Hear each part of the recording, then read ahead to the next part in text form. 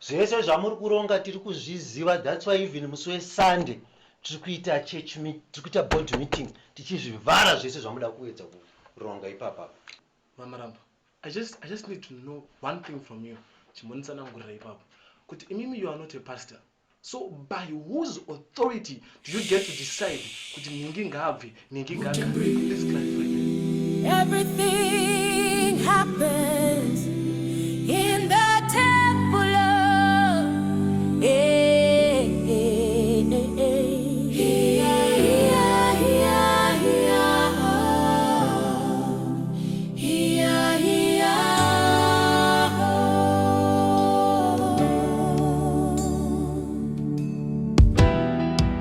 The good come praying, the lost come crying, the holy and the broken, they meet right here. Just as we know it, ikamutemberi.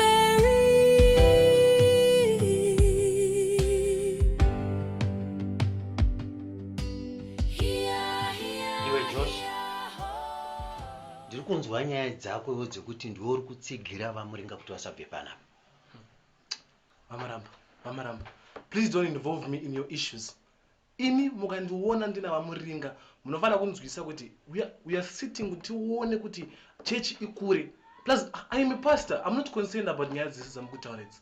Haiwa usada kundivhara nenhema dzako idzodzo idzo. Ha? Unofunga kuti hatisi kuziva here zviri kuitika panapa? Ha? Zvese zvamuri kuronga tiri kuzviziva. That's why even musi weSunday tiri kuita church meeting, tiri kuita board meeting tichizvivhara zvese zvamuda kuedza kuronga ipapa. Mama Ramba, I just need to know one thing from you. Chimonitsanangurira ipapa. Kuti imimi you are not a pastor. So by whose authority do you get to decide kuti ningi ngabve, ningi ngagare? Please clarify there. Iwe, haudi here kupinda muofisi ya muringa mfano wangu. Ha? Josh, vhura meso ako. Uri kunzwa? Chechi inoi tisakaitanga namutara wako. Tichifamba kupinda mudzimba tichiita chi. Ha? Ini namda kufunga tiri mboti. Mama Ramba, you are not pastors. So please let the pastors do their job. Ya. Ndo zvadoda kuti uvhure maziso mfana wangu. Ha? After all the hard work yakaitwa namudhara wako kuti chechi iwe zvairi, wona nevanhu vese vari mari. Where is he now? Are you happy? Saka, ndaona pane nyaya yenyu, which means kuti you guys, the focus yapamari kwete basa raMwari. God, may you please help us. Kana muringa akabva pano, iwewe woita pastor, inini namutara wako topinda kamboti. Hausikuona kuti everyone is happy. So you are planning kuti inini ndopinda panzvimbo yavamuringa? Go paka ibe. Muringa hatichatomuda panapa. He must go. We are done and dusted with him.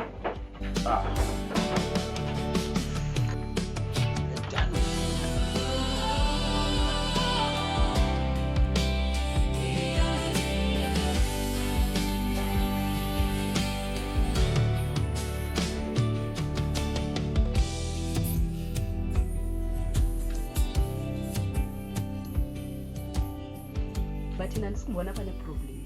Imi ndimusiri kuda kuita zviri kudiwa nechechi. Do you think is that easy? Easy? Imi ndimusiri kuda kuenda kunondorora. Semusiri kuda kuenda kunondorora.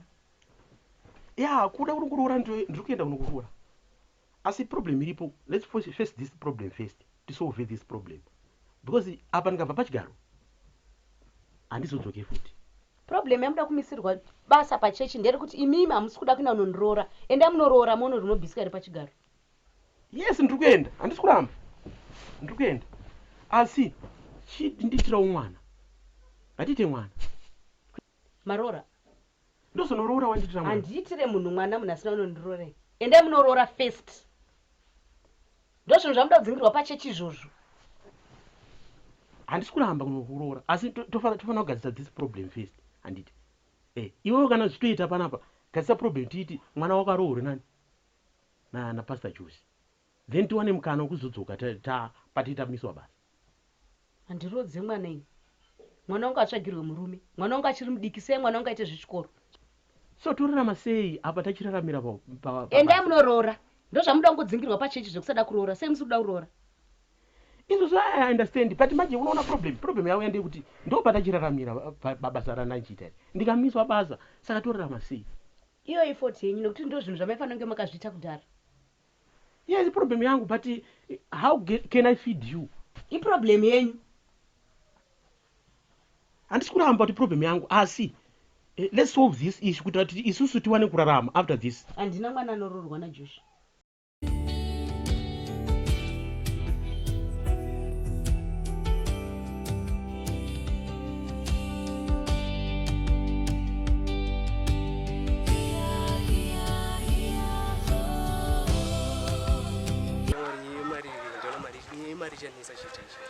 Iwe Jondwari, vamaramba ndozoti vari kuside kwedu, saka vachamira nesu. Saka iwe usatombohwara. Aiwa, vari kuside kwedu. But inini ndinofunga kuti Kim ndiyakaba mari. Sei Josh akazoramba ana Kim aifanira kunge achimuroora. I think ndiyakaba mari chiti. Unokuona sei? Kana ari yeKim akaba mari iyika, akuzotisa pamawani because vanhu vese vakutongoti William naTafini vakatora mari. But kuti tiripoti nyaya iyi zvingabude. Aiwa, isu tinofanira kutotaura ikachokwadi kuitira kuti isusu because tane image yedu ndiye inenge yakutotanishwa. Kuti isu titaura hazviiti. Nokuti isu once yangotaura hatina evidence yakanyasokwana kuti Kim ndiyakatora mari. Saka kuti taure isusu Aiwa, isusu tiri kutofanira kutaura kuti nyaya irikufanira kutodaba pachena kuti Kim because isusu takangosiya taisaka mari patable muofisi mapastor Josh ndobatabuda. But kune point ipapo. But kuti taure manje hatina evidence. Ndozvisi. Hatina proof yekuti Kim ndiyakatora mari. Kim ndiyakuzokwana mari. Which means yeti katitaura kachepezera umere isusu. Aiwa, tinofanira kudziwa mazita edu.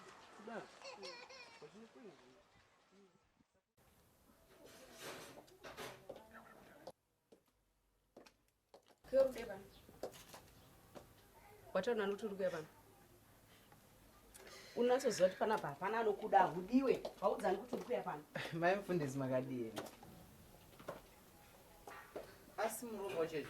Ndo vanhu. Wa? So matina matirowera. Profesora venga de usar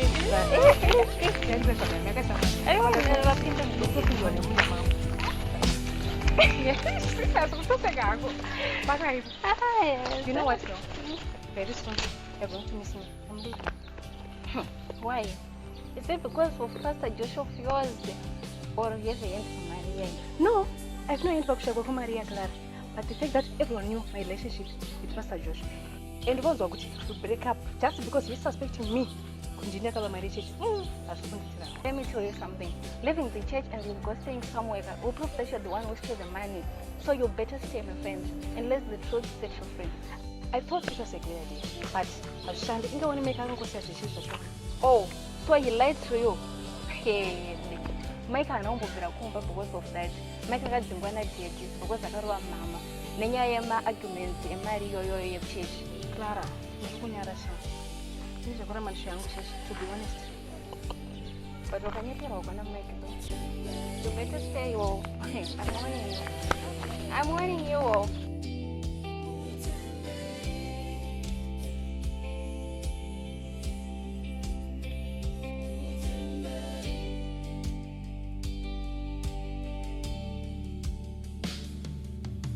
Right. What we gave him? Pastor Moringa Magadini. What brought you here? But Ndara Mimi, you're very wicked. What is to Akura? Hey. So Ndara, you can't even ask me kuti ndirikulala pai, ndirikudya pai. so mabasa izvo handi.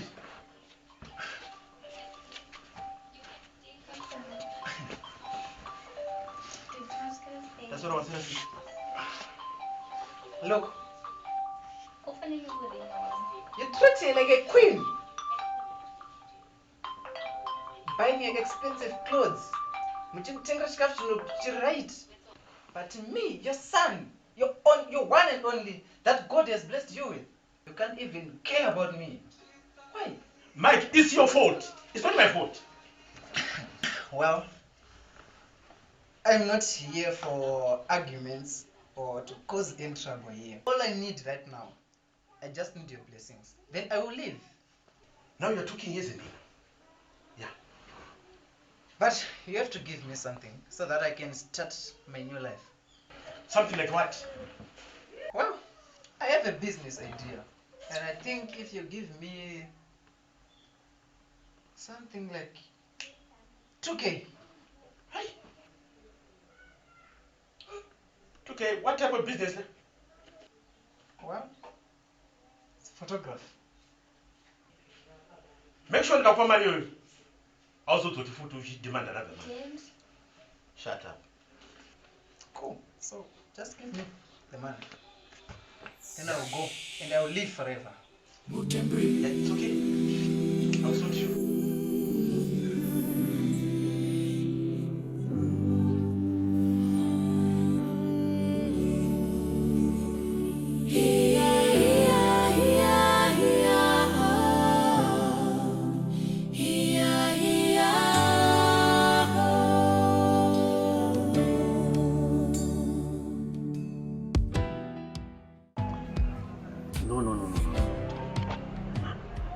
You can't do that.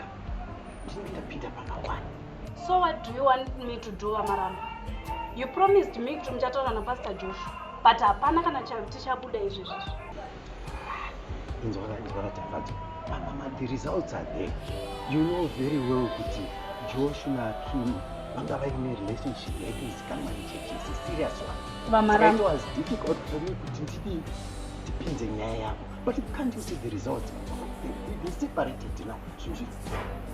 Oh, so was this your plan, Amaramba? What do you mean?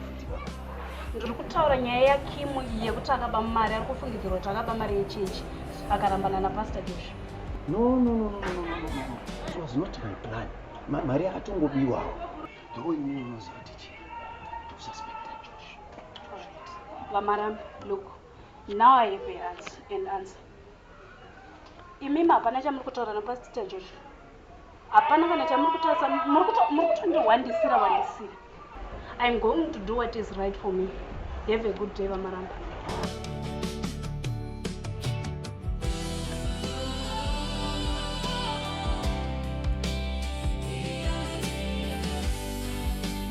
William, you are a man.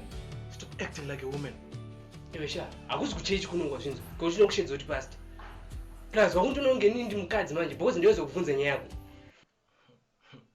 Honestly, I don't know what happened.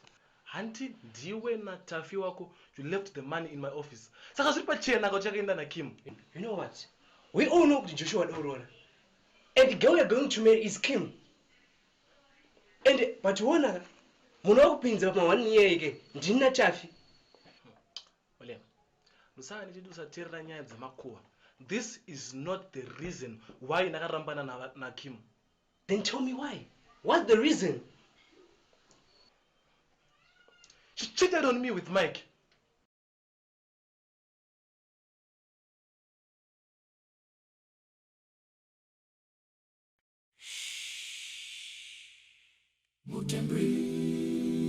Everything happens in the temple of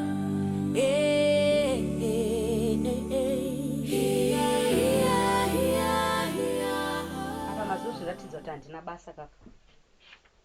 Rose, you don't understand. Iwe unoziva mupana weanonidza. Mike ndamupa mari rega aende. Taane peace manje. Akada kunedza kuti mugoni. Mumba muno munoti hamuna mari. Mike kungouya 2 minutes 2K boom mamupa. Mari pane pasina mai mwana. Do you know kuti ndikumiswa basa? Hano. Saka tozorarama sei? But munotadza unondorora kamuchiti hamuna mari. Saka zvamukurambira kumuchaita sei? Imi mufunga kuti mukabvisa ndiani achienda pachigaro? Obviously paribiswa Pastor Josh. Saka mutadza zobvisa Pastor Josh pachigaro. Ina havasi kutondida. vanhu vari kubvisa inini ndo vari kuisa Pastor Josh. Zvichanetsa kuti ndidzoka, ndichakwanisi kudzoka. Saka muchaita sei? Mwana wangu ngaroori naPastor Josh. Ndina mwana wangu anoroorwa naPastor Josh. Ndo pausi kuunderstand. Tuwane mukana wokuzopinda ipapo. Mwana wangu asi kuroorwa naPastor Josh. Imimi makutoita problem. Makutora chechi kuita imari. Makumbunyikidza kodzero dzemwana wangu futi. Kodzero dzemwana kuita sei? Clara is over 18 years man. Kana usiri kuda kuti mwana akaroorwa, newe usiri kuroorwa. Zvafanana.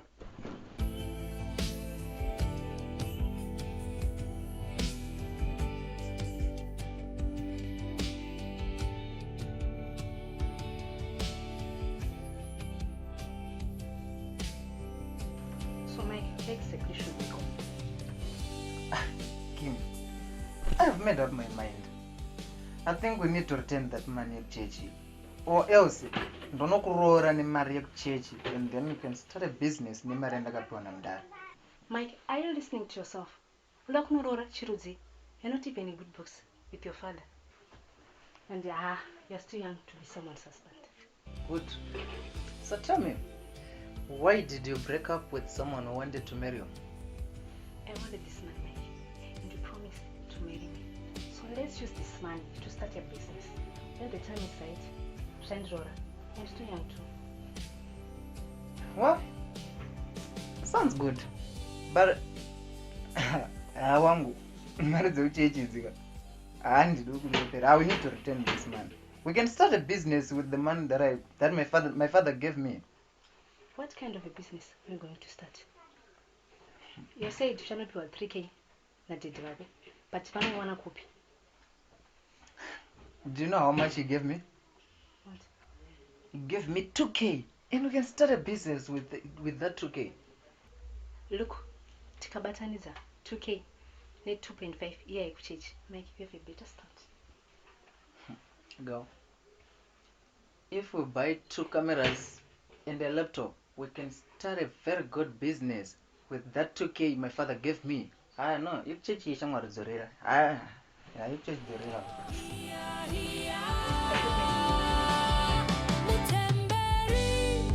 In the temple,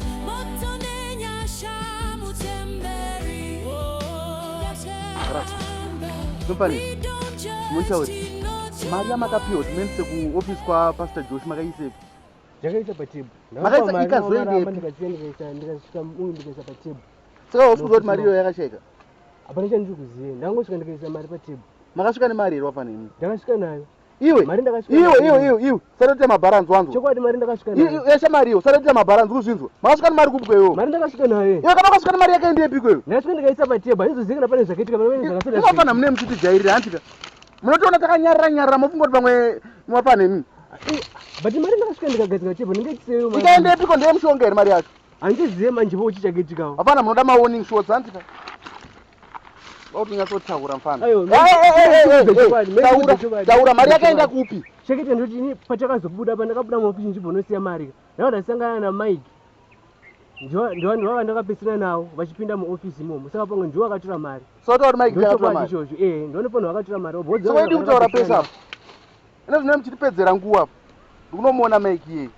Ende mfana ndiri kukupa 2 days wanzwa. 2 days. Mari yayo ifanira kunge yabuda. Makajedzwa sere kwafana imi. Ndobve panapo. Sajairiwa. Mfana uchi panapo. Anati bve panapo here.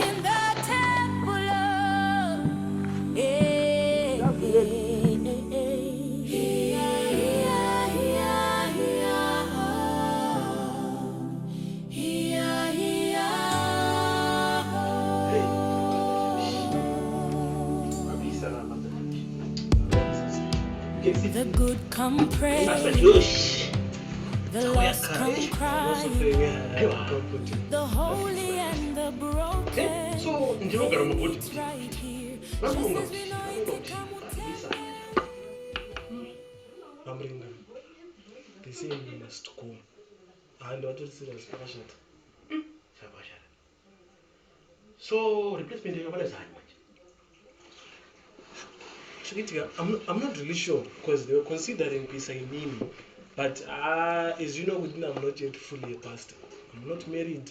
nyaya dzacho dzinotonetsa idzodzo saka inotoga ndatodzibuda plus munyaya iri kunetsa futi vari kunoona aita mameetings nemi panapa vakutofunga kuti pamwe ndini kukonzeresa kuti ndini handisida kuti mumuvhimi ya as elders ndotoona zvakanakawo kuita maarrangement kuisa vavanoda but ini aprefact dei vaisaidiwe because iyoyo ndoyoga ndotoona anenge dzari kuisa mumwe mupastor from outside hazvizviitiri inini panonetsa panonetsa I have to be a full pastor first. In fact, tiri panyaya yemarriage yoyo kuimba nazoti uchiva ani makati ngondorongera mwanasikana wenu Clary so that she can be my wife. It's hard andazondotaura naye still pamba nemaproblems angachita still we can talk to her. You are a man, remember. Aiwa Muringa, talk to her. Anti ndimakati mukufambira nyaya here momopedza bhora rakawanda zvakazviya zvawanda. Anyway, cool down. Let me get something for you. Saka pana nyaya. Let me get out.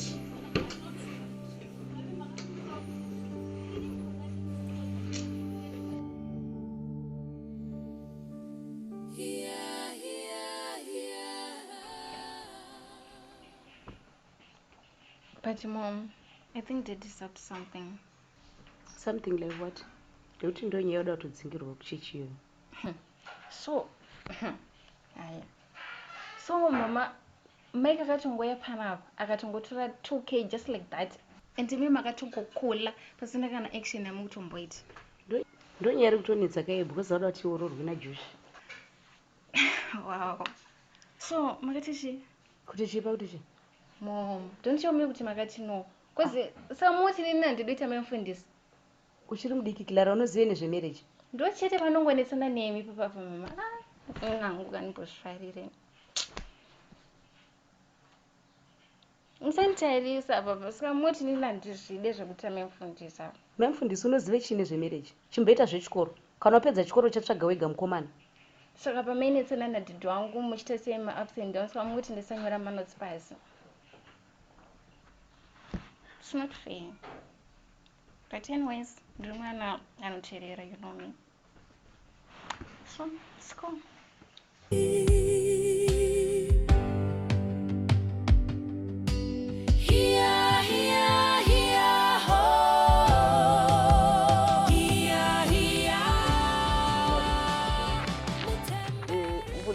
Unoziva kuti inini ndiri munhu asingadi kutenderera handika.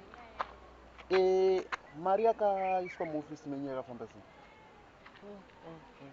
Nyaya yemari yanetsa. Taura chokwadi ka. Ini kuti mari ndizori yafamba sei hamzivi. Chandoziva kuti mari ndakaisiya muofisi mangu ndikabuda. Ndikazodzoka mari isisipo. Aiwa, musati tiri mafaniso kumana. Kana mari yakaiswa muofisi yakazoenda kupi? Inomira makumbo iyi. Ndonyaya nachimbotauraona kuti ndakafamba sei. Ndatofunga kuti pamwe yakatorwa naKim. Kuzondatofungira. Wazofungira Kim sei? Naiwe chimbondibvunza. Vamuringa vanombobvira vasvikire kuofisi wako pakasiya mari. Vamuringa vano. Kozi ini apa ndikutosuspecta Vamuringa. Handisida kukunyepera zvangu. Waziva kuti pastor vaya vayaka vane nyaya dzavo dzakawandisa zitereki dzainadzo. Plus ungoona kuti timufundisi. Inini ndoda kuti mudaiso uyu. Isusu tikabvisa pastor Muringa, imi mopinda pachigara. Handika, motanga kurova basa murimi. Mudhara uya haasi kunyatsoita chaizvo uyawo. Plus mari dziri kunyanya kushota paarika. Ani masikandles akawandisa mani mudhara uya. Unopoziva kuti Vamuringa ndomufundisi wederemo. Imi, chinhu chakachitanga tese manichi. Handika, Vamuringa havasi nyaya dzavo dzakawandisa. Handika, isu wana munhu anongosuduruka. Handika, tombopa vamwe mukana. Imi mopinda pachigara. Plus mudhara uya yaka. Chinzwa Ed. Ina hangu taura chokwadi ka. Haini kuti Vamuringa ndisitombovafungira. Vamuringa vana kana mhosva ndoshuva kuti vanhu kuda kuvabvisira. Ino kuti haini kwewe kunyanya kuwadhifenda kudaro so. Hazisi nyaya kuti ndikuwadhifenda. But Vamuringa nomufundisi wedu. Munhu waMwari Vamuringa. Mufundisi wekuita seko totungamirirwa nemunhu asina kana kuroora here naye mwana. Ina hangu Eldara. Nyaya yamukutaura iyi inyaya ndaita mutete pairi. Handikuita kunyepa. Inini wacho kuti mudiye hanza muchaura kuti da kusewe pamufundisi ipapo. Aiwa. Munondivengesa naVamuringa. Kuvengesa kwekuita seko. Isu toda kuti zvoni chinhu chitungamirirwe nemunhu ari bo. Handika. Ona imimi. isu ini ndichadzifambira nyaya idzi handika. Uyu mundara utoita zvekuti asuduruko iwo wopinda pachigara handika. Ndichadzifambira Dondowari. Ndikumupa 2 weeks mundara uya uyu anenge asuduruka. Apa haasi kudaira makozi angu ari kutoziva nyaya dzake. Inangu munyaya idzodzi elder. Nekuzvini all due respect. Inangu handimo. Musatombondipinze, musatombondiinvolve. Kana mucha zvinhu zvenyu muchabvisa muringa nemaelder enyu navamaramba. Munozvita ini ndisimo. Ina ndachandiri kuziva. It's okay. Mwari wangu. It's okay, but Dondowari. Ini ndiri kudzifambira nyaya idzi. And I will get to the bottom of this. Taona zvenyu. Mari haingangonyumura kumara. Mari haingangonyumura. Elder, indireka ndipfurire kuti nerwendo rwandiri kuenda. It's okay. Ndikuti yako. Handikwanisi. Ndikuti yako wafonera wasudira foni yangu. Dondowari. Alright. Ita ini zvamamuchita. In the temple, motonenya shamutemberi. Oh, temple, we don't judge tino temwari. Heaven moves. Tomutezve mungotongona kamuturi nobvachayana maramba munomu. Hamudzwi zvinhu Hakani. Usiku wangu ndoshamwari yangu hapana. Saka wondichidzire.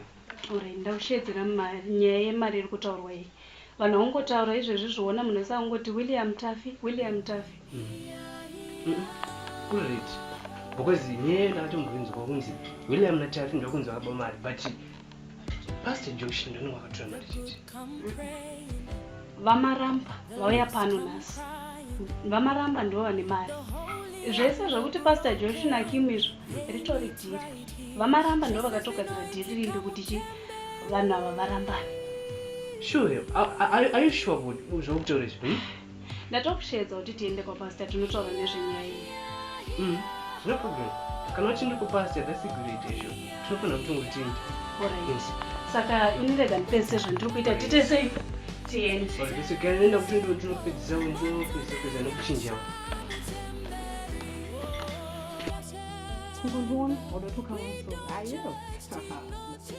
Yosha, ungoshimanikidze.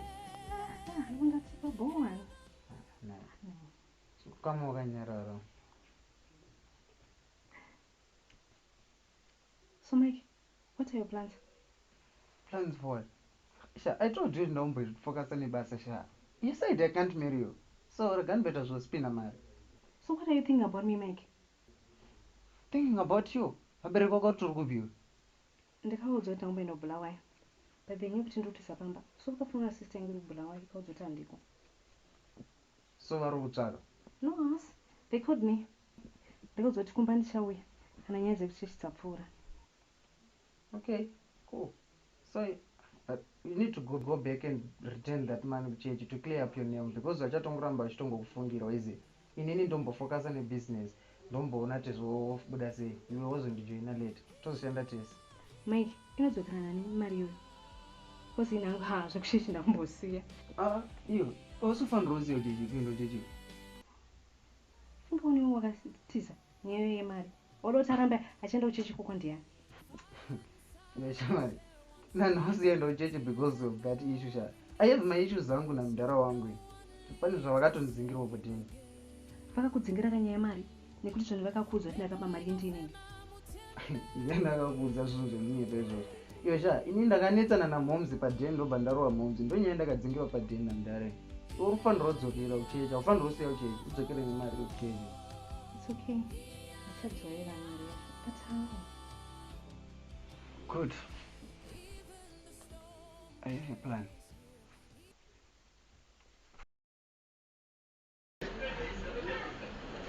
Tisikewo munhu wase. Svikai. Tigashi. Munogashireko munhu wase. Makadi zvenyu. Hatina ndokubatsirai nei? Haizvi. Ndo zvazvinoitwa here munhu waMwari. Isu kasevana kana paine zvanetsa katinomhanya kakwamuri munhu waMwari kuti tigobatsirika.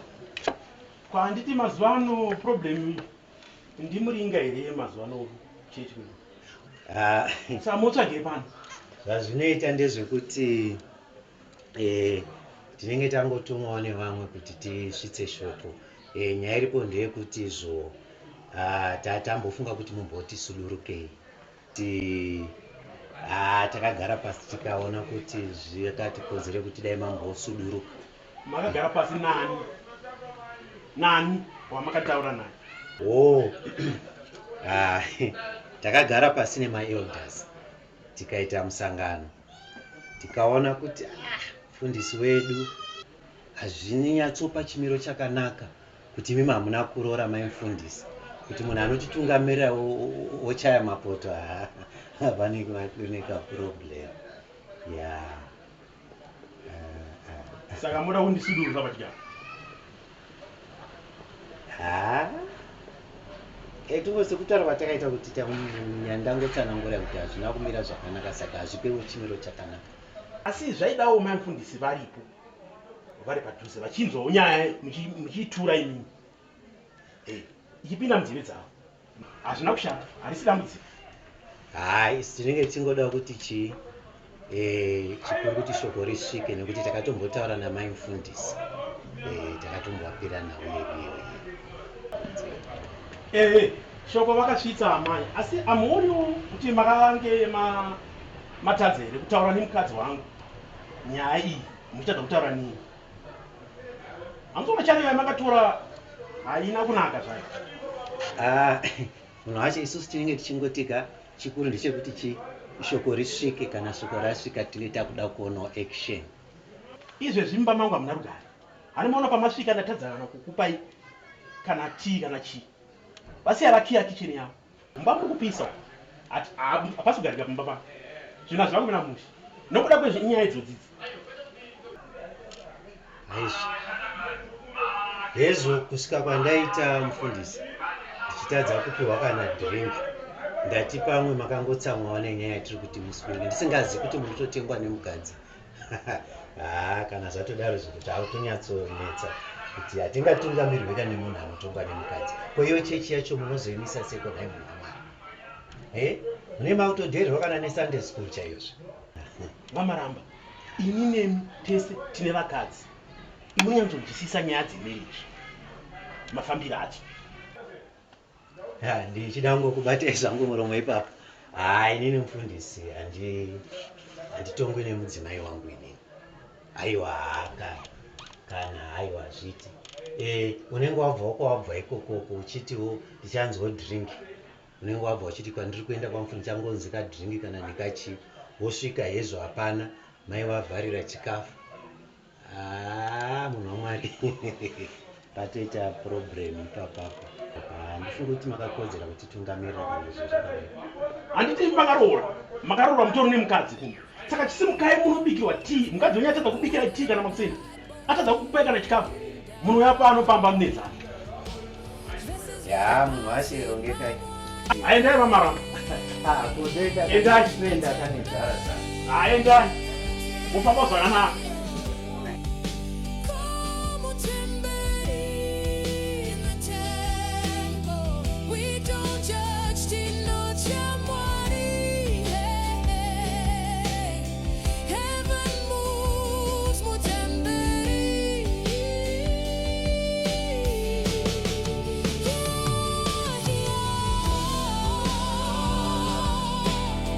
Josh, why couldn't you miss up and speak today? So Mike, you have the guts to come here after what you did. What did Jerry say? Josh, kuti kangopinda mumba totaura zvandavinga panapa. You're not welcomed here, Mike. Okay, you know what?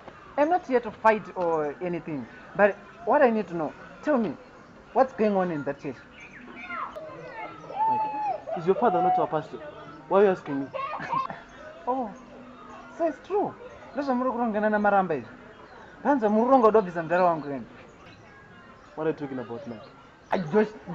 Don't be stupid or to pretend as if you don't know zvamuri kuronga, man. Oh, do you think that mungabvisa mudhara wangu paipa eni? Mike, as far as I know, iwe wakabuda muchechi. So siyana nenyaya dzekuchechi, Mike. Plus besides, mudhara wako ndiye wasida unoroora. So mudhara wako ngawambobviswa first, wambotanga wagarisana nyaya dzemba mavo, then we'll talk. Josh, iwe uri kuda kuisa ipapapo, wakaroorerei? Mike, aren't you destroyed my marriage? Besides, I'm going to marry your sister. Oh, my sister? Do you mean Clara? Mike, How many sisters do you have? Guy, it's okay. It's fine. You know what? Clara is not my sister. I am the only one. Clara is not my sister. So, cool.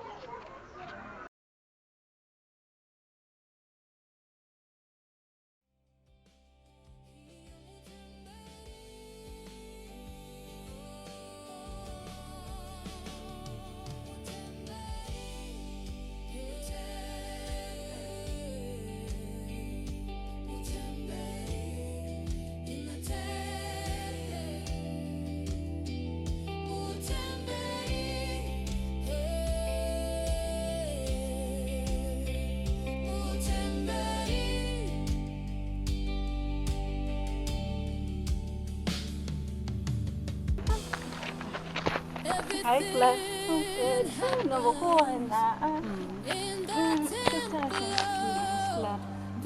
I know you are that close with Meg. Yeah, right. You talk to each other. Yeah. And you even chew together. Yes. And somehow, you even share secrets. So do you have an idea of where he is staying? Ko ausikuziva kwayo ndotomutsvaga wenyu but ndanzwa kuti aonekwa naWilliam aonekwa napastor Josh. Mike never came back. I need to know where he is staying.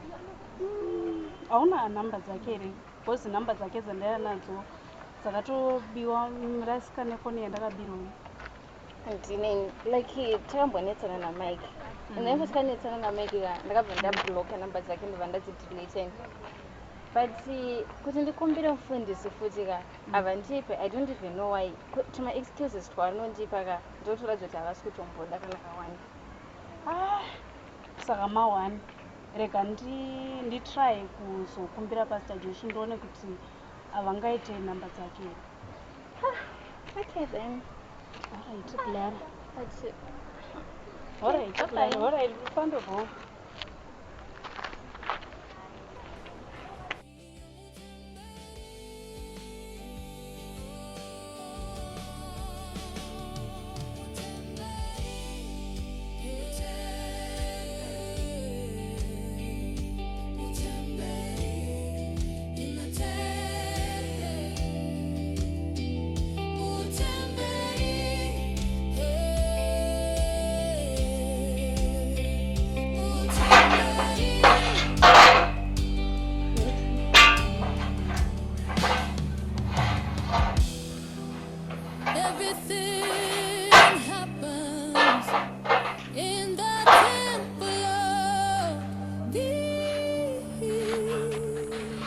Mai, ko ukarumwa nemo wanzi nani upinde? Pamaramba makadiwa. Ndiripo ndikakubatsira ne? Ndondwa gaya yangu inini tokubatsira inini. Pamaramba ndakanza kuti hanzi nditosvika kwabiwa mari. Iyo, zviri kuitika kuchechi zvineko newewo. Asi ndimi makarohwa futi marari. You know what? Ndareminga, I think you need to repent zvisati zvanyanya. Because mukona mari dzinenge dzaunzwa kuchechi, dzaunzwa kuna Mwari. Imi motora. I think God will punish you for this. I think you need to repent zvisati manyanya mari. Naiwe Mike, wauya kupinda panapa kuya kuzondipuma here naiwe. Anisimbava here mimi. Masiyani enokomana vanobira vanhu mutaundi. Imi muri kungoba mari dzemuchechi chete. But you know what? Ini nangoka ndauya panapa kuti ndinzwe kuti iyi mari iri kunzi yakabiwa ndimi makabe so that I can keep this new secret. Then dzimwe dzese idzi ndobva ndachidzibudisa because ndakanzi kuti hanzi imi muri kurwisa ntaraunda pachechi.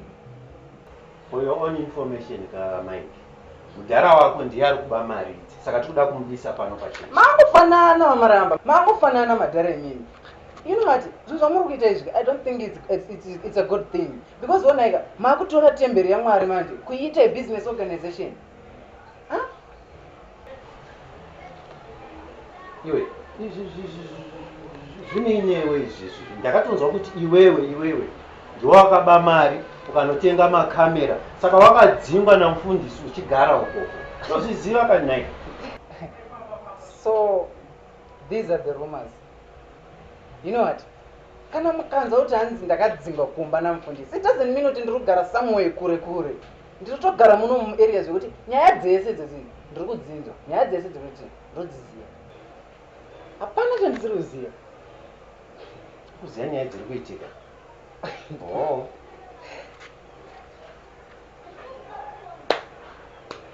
Maramba. Muchinotsvagewo mbaba tafi. Muchiri munetsereka. Iwe. Zvineko newe zvinhu zvauri kundibvunza izvozvo. Yese?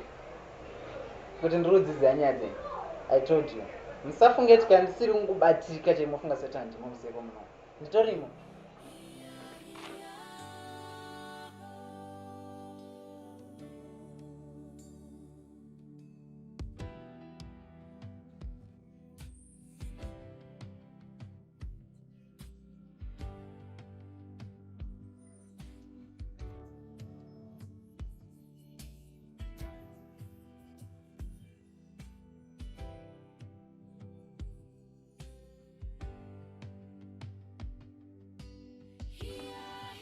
Ina ndisi kukurongera musangano wenyu wamadzimai. Handisi ndironga musangano wenyu wamadzimai. No. Imimi sapasta toda approve kubva kwamuri. Approve kunani? Kwamuri. Endai kuna ana Marambo vakupeya approve. Imi mufanira kuita zvinhu zvenyu fasta fasta Marambo asati auya kwamuri. Marambo akatobva pano kuzondiudza ndiri kumiswa pachika. Saka endai kuna ana Marambo mopedzana nana Marambo. Saturga kuti musangano wamadzimai nomutumbi unetsana mutete. Sangano wamadzimai ngauitwe. Asi inini handikakurambidzei. Mozotarisira kuti ndakudenga nokuti ndini. Itai musangano wamadzimai. Tokuda mari kubva kwamuri. Mari kubva kunani? Kwamuri. It seems nyaya dzangu dzandichitaura dzese hausi kunzwisisa. Kona wewe mwana umbetora sei? Ndikuda mwana pano. Ungotaura nyaya dzimwe nyaya dzese unokutaura ndidzo. Asi nyaya yemwana ukuitisa. Todzakura futi kumashina nawo takataura dara. Yes, ndoda mwana, kusvika mwana wapi pano? Mutaura nyaya yakapera kudhara kumashure shure tikapedza kudhara. Ime endai munoroora, ndakudza kuti endai munoroora. Usadari.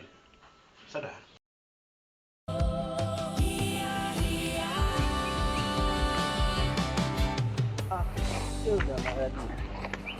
Yangwe. Kunonoka kuenda.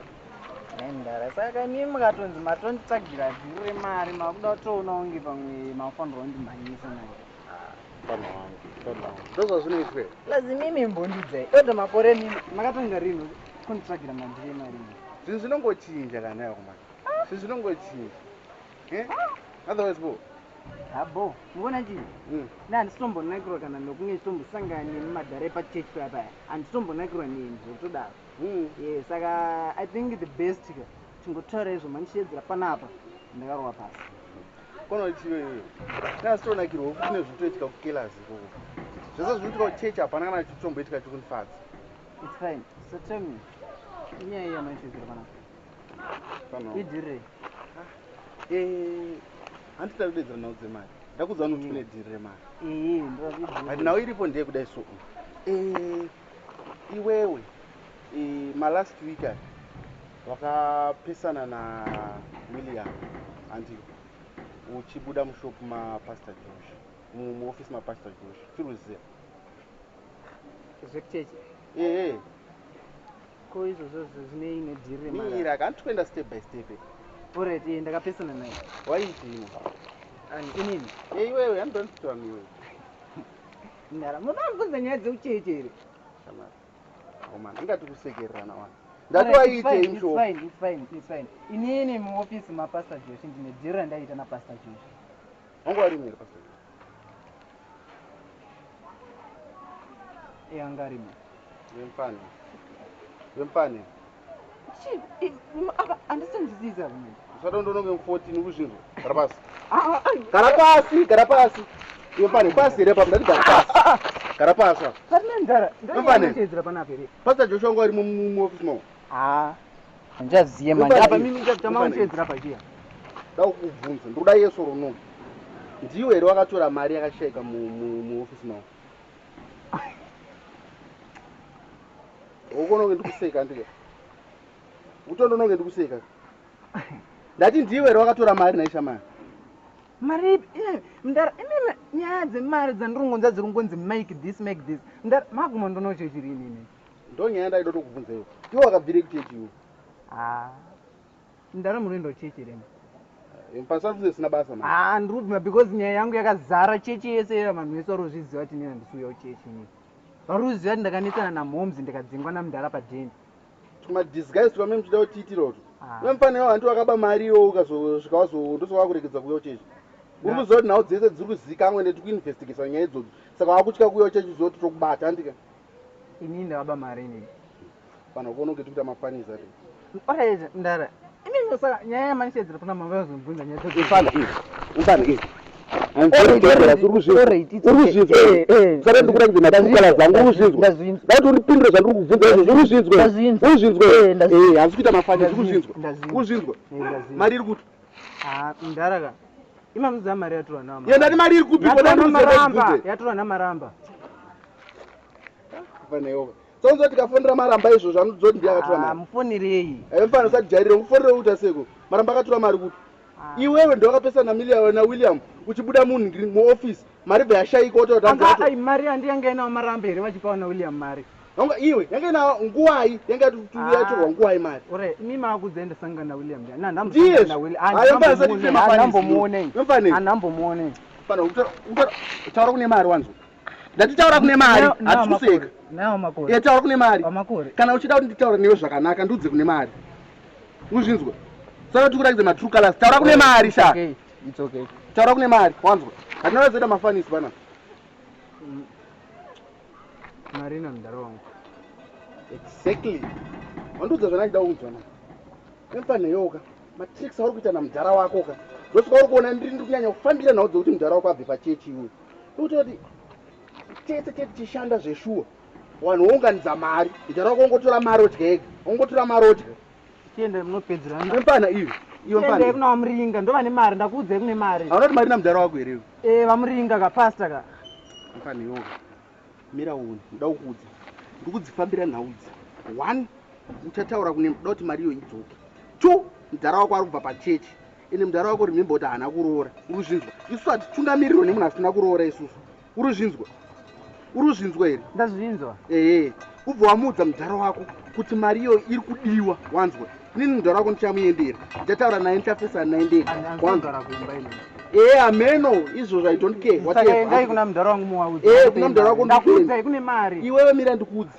ndiri kukupa 3 weeks iwewe ndiwe watowo evidence zvawataura zvese apa ndiwataura kune mari uruzvinzwa wati mari yakatorwa namudhara wako ende vanhu vese wainvolve ndandinawo mazita avo ndaanawo uruzvinzwa sumukaurwe pasi rowa pasi pana musanitarise ndati rowa pasi ndati wamuringa musi wabvisa pachechi but mari iri kudzoka it's okay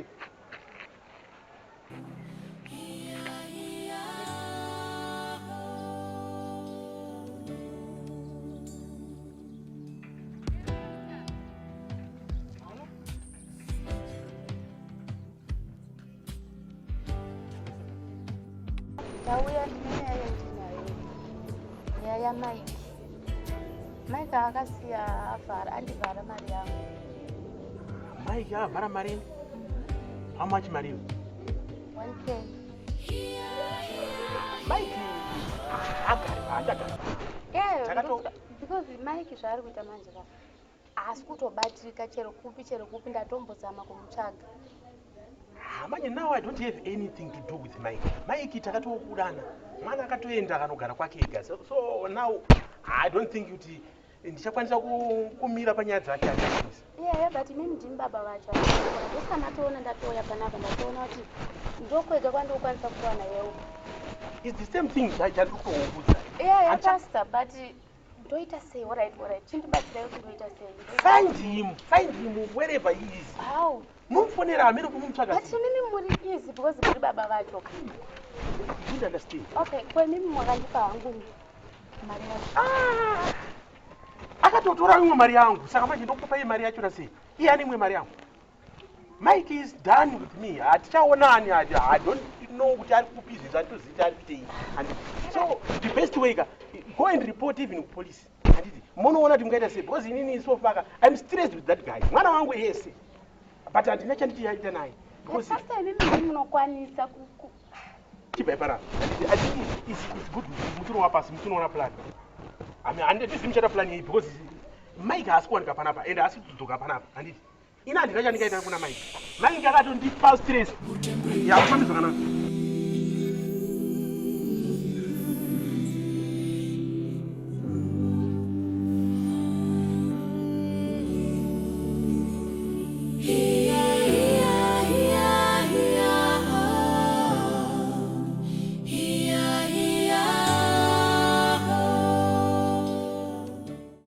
As Mike can, I'm going to narrow but I don't think it will work.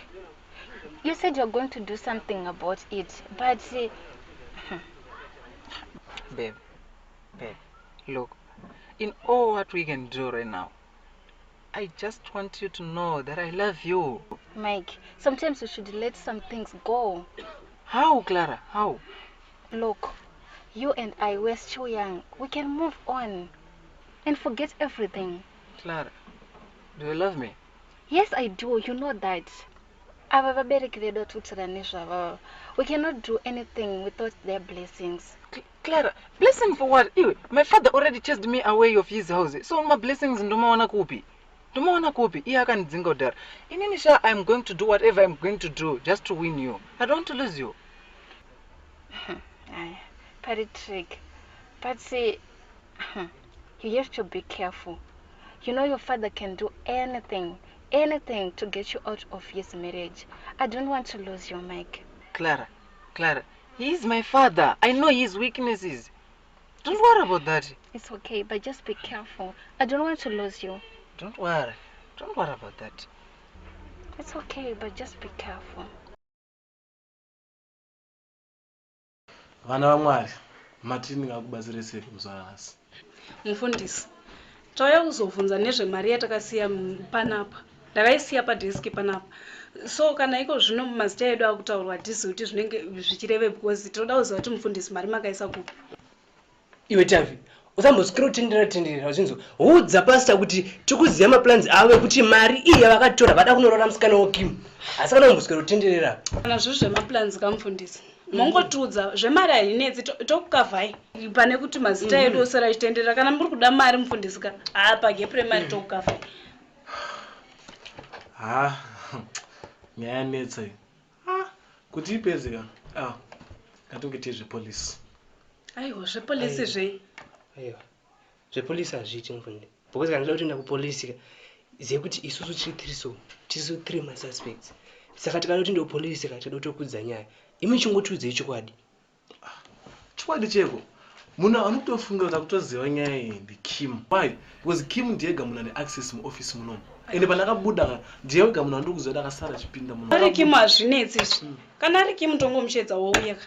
Auye. Aiwa tauda clear madisita edu. Anenge kutofunga kuti pamwe ndiri kubuda bheki isinzi takarambana. Inini manje ndakuenda ndononyengerera Kim ndo pandauya naye. Boza nyaya iyi ingatonetsa. Saka zviri zvongauye. Aiwa regai nditomushedza asati aenda because inini ndauda kuclear zita rangu hai. Hazvichaita.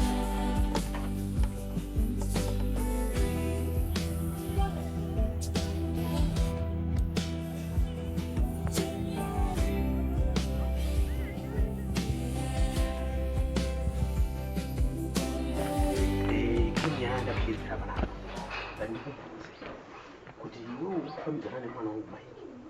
Chii chakaitika kuti muzoramba naFaster Joshua? Zvanga kuda kuura mai vacho. Mufundisi, Joshua akandirambira nyaya yemari yekuchechi ari kuti ndini ndakaiba. Kwete zvamaiki izvo. Iwe hauna here kana hendi panyaya yemari. Taura chokwadi tu panapa. Kutaura chokwadi hapana chandinoziva. Kupinda muofisi make it doesn't mean ndoziva nepanochengeta mari. Kana usina hapo haisi problem.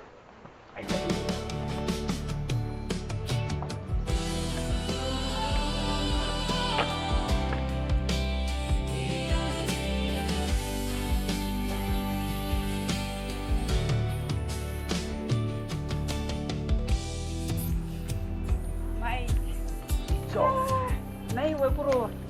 Ndiko ini. Hausi kubaitika mai. Wambonitsvaka here. Mai. Ndinozwa kuti handitendise kana ndisiri kukuona because unoza nyaya yamunabara. Hayi usaseka mai. So you don't trust me. But ingonyaya yako iri savings one. Ndisingakoni udayo so hayi. So Mawani. When to agree? Vamaramba vasichadi kuti ndiro. Ivo vanozoziva kuti ndo munhu wani anokwanisa kuvadzikamisa. Ko why? Ko ingonyaya vakati havakude wani. So nyaya ndei? Ndoda kuti kudzikamise maramba ndakuda kuroorwa but haachadi. I think it was a good idea and it was better for you, but not now. You know what? You are not grateful, Mr. Wakapiwa mari namaramba ini kana kundipa kana sendi kungotora mari yako ubva waenda zvachose. Mike. But uona ndakuda kuroorwa. Izvozvo hazvinei neni. Iwe ona ndakakuitisa dhiri iwewe namaramba iwewe. Wobva wapiwa mari ubva waenda. Just like that. Next time. Next time. You know Mike uri wangu. No what? Iwewe kune nyaya yako iwewe. Ndoda toishandisa as a weapon kuna maramba because maramba ndakanzwa nyaya dzotaruda kuti mudhara wangu abve pachechi apa. So ndoda kushandisa nyaya yako as a weapon.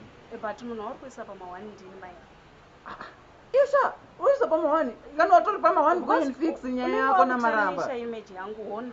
Isha go and fix nyaya yako namaramba. Mogadzirisana mega zvisina inini mukati because iwewe wakaitora mari wobva waenda. But you know what? Do you still remember madays iwewe? Nhumbi yako ichirwadza iwewe. Munhu aivepo ndini. Wainifonera mausiku. Mira ntaure nyaya yangu. Maybe ukanganwa. Iwewe unifonera midnight kuma 12. Ndobuda kumba uko. Mudhara usara chinitsvaga kuti Mike uri kuita musikanzwa uri kubuda pamba usiku. Ndichiuya kuzoatenda iwewe. Do you still remember kuti wakapotsa wafa daily iwewe? And I was the only person who was there to take you kuendeswa kuchipatara. Maramba wako asipo. But what all you could do kungopiwa mari namaramba. And then wobva waenda. Just like that. Nhasi ndobva wakunditsvaka nekuti maramba aukunetsa manje. Mike, stop that. Remember I'm a church leader. Izvozvo zvinokwanisa neni sha iwe ndakuudza maramba arida kudzinga mudhara wangu and nini I'm going to tell mukadzi wamaramba kuti ndezvamakatoita izvi. Kana zviri zvemari ndotsvaga mari yacho ndokupa because ndauda uroorwa. Siyana nayo nyaya hauikwanisi. So is that why you called me? Yeah. What else? Forget about it. It's okay, Mike. But please, Mike, please go and think. I don't need to think anything. Go and think nyaya yako namaramba shamwari. I don't know why you're going to waste your time on that. Mike. I'm really serious. Go and fix nyaya yako namaramba.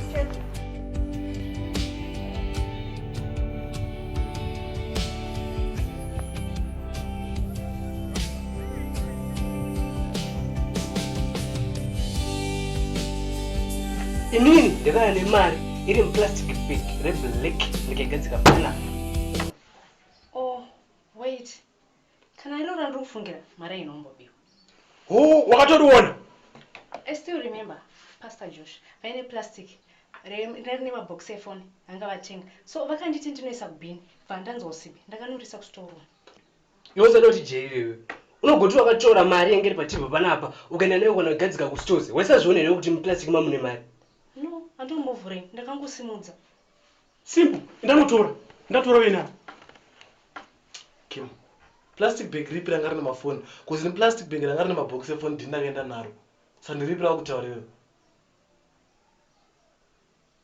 Ngangonotora wena.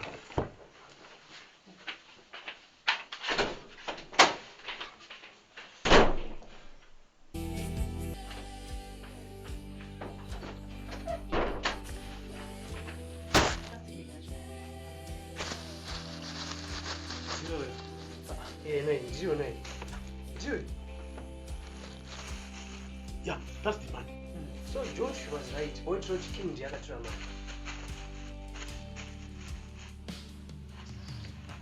Kim, I'm sorry. Calm down, Josh. Yeah, just leave it. Be patient. Yeah, sure. Yeah, lead. Yeah, sure. Pastor, since you mari yapo mutoona nemayuthi akwendera kukempo kumutongotoona. Sema youth. Munofana kusanganisa mari dzemusangano. Mukuita contribution misi. Muenda kumusangano. Iyi mari ndatombogara nayo. Leta ishaya nemaenda neyi kumusangano wacho. Think about it. Waenda neyi kumusangano wacho. Ha? Mokontribute sema youth.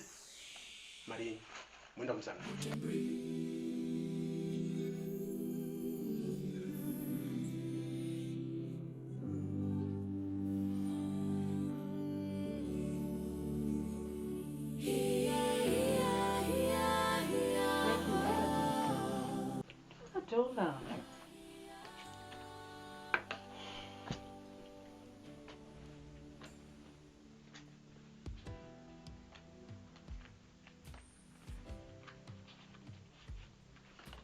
Thanks.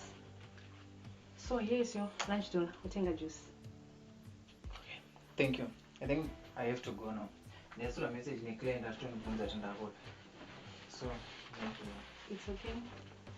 Honorable. You have a nice day. Cool. And what about you? What did I say? I'll be here. Kumanisha enda chiromangana or any day. It's fine. Kim, come on. This is not a good idea. I think you need to go back home. Well, don't worry about them.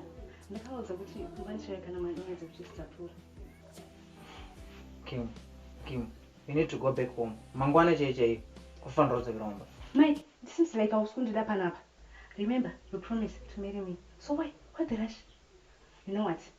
I'm settled the groom because that's why I'm married. What? You are not allowed to be here. My landlord atombode married the couple panapa. Landlord? So can all roll so much of panapa. Let's move forward. Just swag up. Kim, you need to go back home. Nduda kwa no siba panapa. I'm not going anywhere, Sha.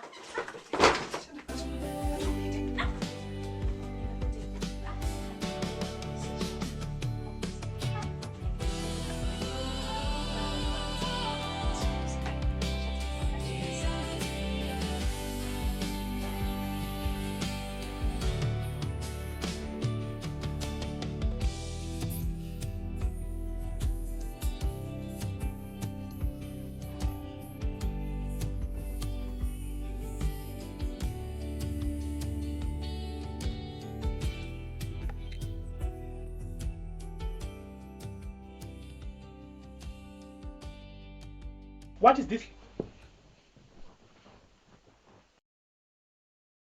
Ndikutaura newe ndati ichi chi. Zvanzi navamaramba nawe mudabvisira pachigara isekurora. Handisi kutaura nawe yava maramba, ndikutaura nawe echinhu ichi chii. Mushonga wobvisa pamiri. So tell me. Wakabvisa kangani? Togara chinesana nawe yokuda mwana muno. But you uchibvisa pamiri. Chinduza chokwadi wakabvisa kangani? Handiitire pamiri muna tsanondorore. Tanga daenda unondorora. Ndosite pamiri. That's why sangano risiri kura. Munhu wamaimufundisi anobvisa pamiri. Point of correction. Handisi maimufundisi. Ndiri girlfriend yamufundisi. Ndosaka sangano risiri kukura. Nekuti pastor vanoita zvema-girlfriends. So it's obvious. Let me step down. Ndobva mupachitaro. Nekuti munhu wamaimufundisi anda zvinhu zvakadai ine nhau chena. Zvina ndipe munhu akachena atungamire sangano. Tinombotendera mutemberi. Enda tinombodiwa zvachose. Vamuringa. Nawo haisi kuti inhau yemumba menyu muno. Mushonga inomboushandisa. Ndatoutenga nhasi. Asi kana mukasanondirora ndichaushandisa. So now ndekuroorwa. So we can go. Fonera tete wako. Organize. Tiende norora. Mari yacho muneonawo? Mari nayo. That's no problem. Mari nayo. Everything happens in the temple of